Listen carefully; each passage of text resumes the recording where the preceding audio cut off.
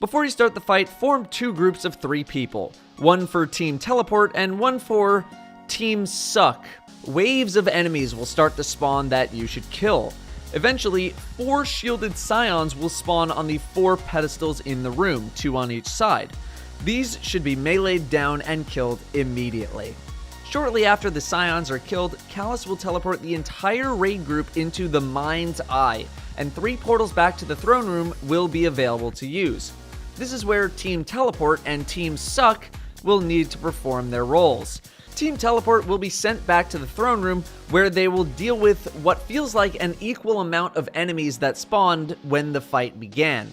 A short time after the entire team is teleported to the Mind's Eye, what Team Suck needs to do is look at Mega Calus's forehead for a symbol.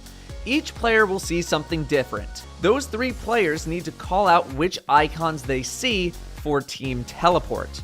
In the throne room, 4 scions will spawn. Team Teleport must kill the scion with the icon not shown. You also need to watch out for Calus's bomb attack, where he will raise his fist and create a giant bomb on a random player, which explodes after a couple of seconds. Each time the correct scion is killed, Mega Calus will pull the team closer to him. On the first pull, you'll need to kill 2, let's call them Nether Scions. They'll be floating in these weird magical spheres. After 4 cycles of this, for every skull that you kill, you will increase your Force of Will buff that will give you bonus damage against Calus. Calus will gain a shield and start casting an attack. When you remove this shield, skulls in the Mind's Eye will stop spawning.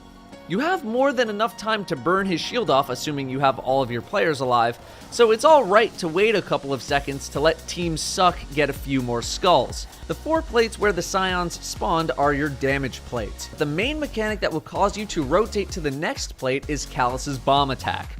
When you bring Calus to 0 health, the final damage phase begins. He'll gain a shield similar to the ones that he gained earlier in the fight. Shoot the shield until it is removed. You'll be shooting energy balls into a slot, which will bring down Argos' shield and allow you to damage it.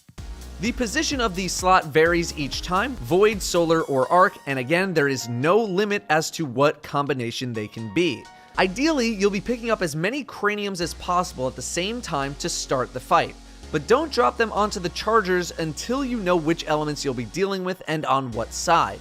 You'll need to charge up 3 craniums of the corresponding elements that you need, group up, and then shoot the energy balls into the slot.